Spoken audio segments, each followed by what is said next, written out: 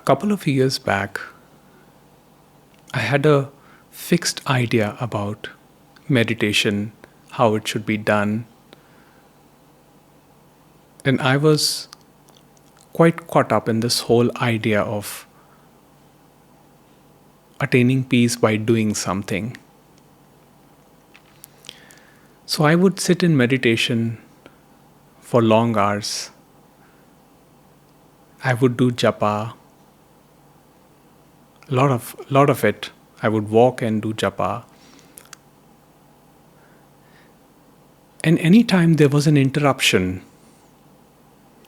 for example, somebody knocking on the door, somebody ringing the doorbell, sometimes I would keep my phone close to me and I would start getting some call. All of these interruptions made me quite restless. And I thought that they are obstructing my meditation practice. Over time, I realized that all these interruptions, or let me say all these inputs, stimulations that we think are interruptions, are a part of the meditation itself.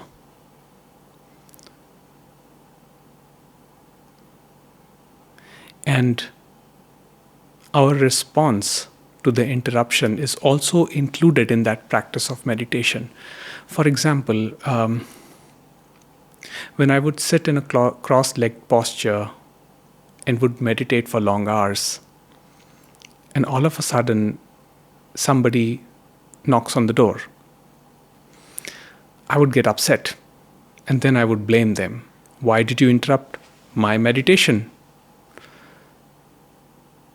Because I was in a blissful state, I was very peaceful, and all of a sudden somebody intruded. And I thought that I was in meditation, but now I'm not in meditation.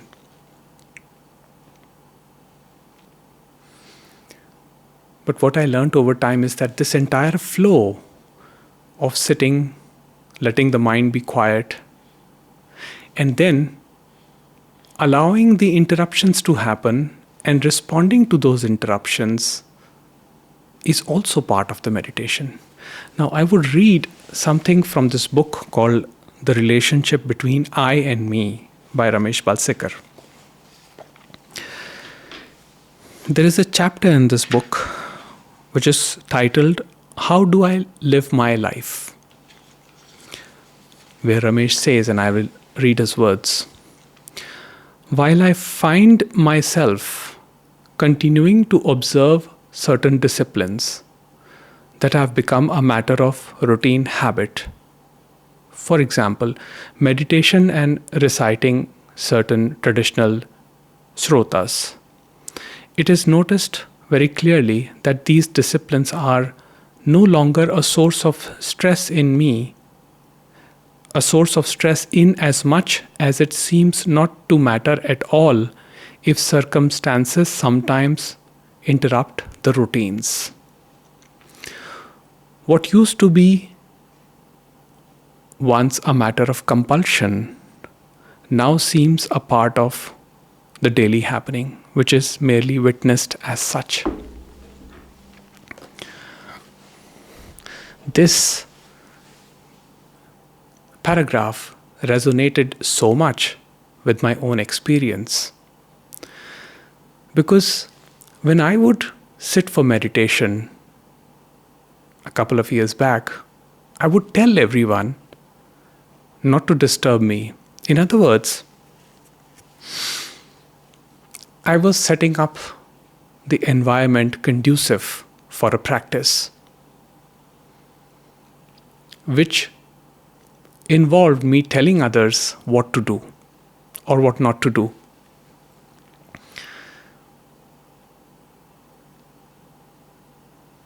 Now, of course, it does not mean that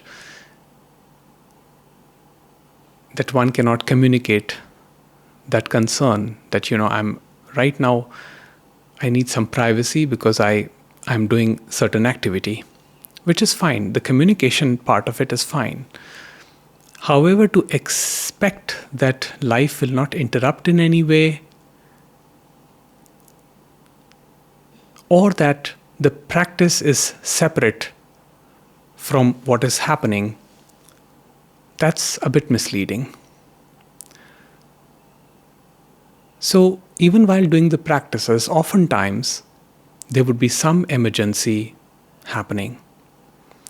And sometimes I had no choice but to get up and attend to the emergency, whatever it was. Maybe someone was at the door with a parcel being delivered, which I had forgotten before. And now I had to go and attend to this matter. But I thought that this is interrupting me. So, the sense of me, it says, I am doing a practice.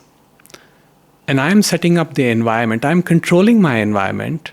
I'm locking myself in a space, in a room, or anywhere it could be. And I'm telling others what to do around me and what not to do around me. Again, informing them that I'm doing a certain activity is not a problem. And if they're compassionate, they would understand and not deliberately disturb you. But to expect that no interruptions will happen is going against the flow of life.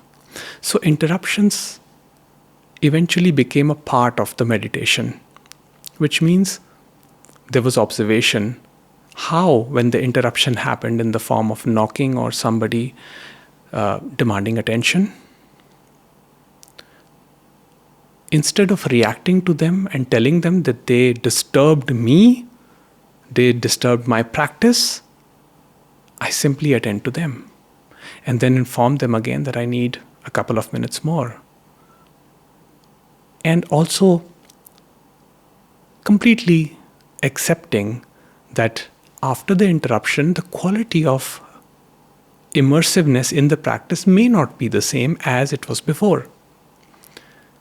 But it would not lead to any kind of disappointment, because it is completely understood that all these interruptions are included in the flow of life, and the flow of life, unaltered, the way it is happening, the acceptance of it is true meditation. Trying to change the flow of life based on personal preferences. Nobody should disturb me when I am doing the practice. Nobody should interrupt me even if there is an emergency because I am doing the practice. This I, which says I am doing this, keeps the separate self alive. Keeps the separate self wanting more. Because I get caught up in the experience. When nobody disturbs me, then of course one does get immersed into deep meditation and the silence feels blissful. But again, that is a state, and a state will not sustain. So one can get attached to that state. One can say that there was samadhi, there was complete emptiness, complete shunyata, complete zero. But then immediately the ego comes up, I want to experience it again. And this I is the source of trouble. This is the troublemaker. Whereas in the samadhi, in the shunyata, there was no I. There was only awareness. Aware of absence of the sense objects and cessation of all mental activity, which is the groundless ground of experiential awareness that we call as the being. But being is accessible in every moment of life, in every response that we make. When we react to interruptions, we are strengthening the separate self, the fragmented self, which says, how dare you interrupt me? But when we respond gently and calmly, and also accept the fact that people who are not aligned with this spiritual understanding will cause interruptions. Then that response towards them is more compassionate, is more understanding. It does not mean that we just simply allow people to do whatever they want. We can express our boundaries, but the boundaries are porous. It's understood that sometimes people will cross the boundaries because that's included in the flow of life. But how we respond to that, that is what matters. When we start defending the boundaries with too much force, we are again creating a wall. That boundary is no more a boundary, a porous boundary, then it's starting to become a wall. And the wall will keep the separation alive. Every interruption comes from the source, from the consciousness. If we can see it in that way, then we will not have strong reactions towards people. Because as such, it is not the person that invokes an action. The inputs that the person receives brings about the action. And person is just the instrument, the mind-body organism that is facilitating, giving expression to it. That could be in the form of knocking or demanding attention or anything.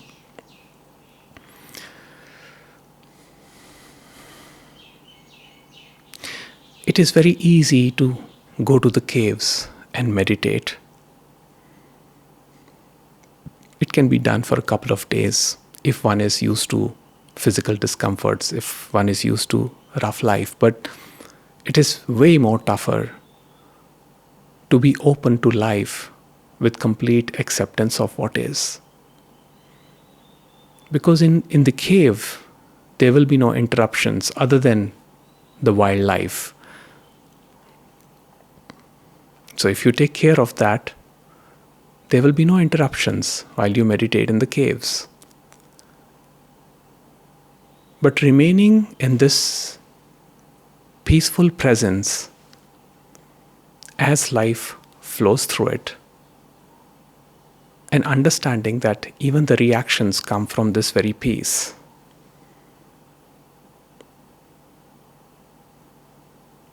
Where everything is accepted.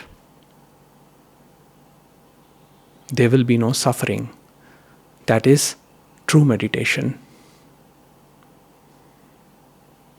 Because in that there is no separate meditator doing anything. There is no meditator that is trying to control anything. But simply staying with this presence, with this purity of being.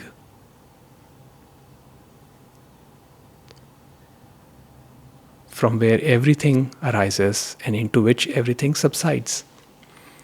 So this being is never lost. And to be is the highest meditation. So meditation is not done, meditation is to be. So till there is a meditator doing something, trying to control mechanisms, trying to control events, or modify life in order to suit one's own preferences, there will be suffering because it keeps the separate meditator, experiencer, observer intact. Only when it is realized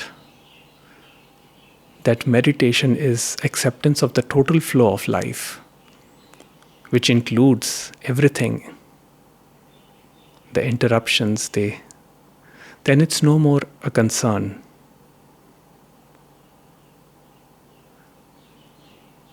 One can simply do any activity and there will be experience of a lot of peace. One can do the japa and there will be peace. One can do meditation and there will be peace. Because if an interruption happens, there will be no mind, separate mind coming up with a dialogue. Why did they interrupt me? Why did they do this?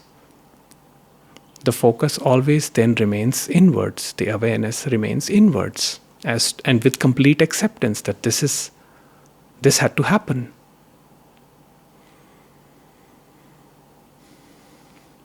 Now, generally, when we are meditating out in the open, let's say if an animal comes, if a monkey comes close by, or let's say a wild animal comes close by, we don't mind that much. We just secure ourselves and we laugh about it. But when it is humans, oh boy, we are very quick to pass judgments. They did this deliberately to interrupt my meditation. How dare they? How dare they interrupt me in my sadhana when I was doing such a beautiful work?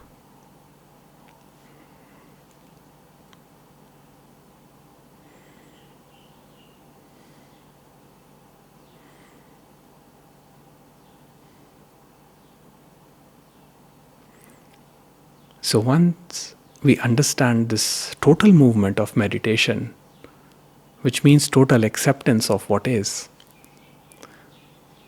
then the perspective shifts entirely. And Ramana Maharishi would say that self-realization is when the japa starts happening spontaneously. That means when there is no more a separate entity doing anything, doing japa or meditation, but when meditation or japa or breathing or anything is just happening spontaneously, that is true meditation.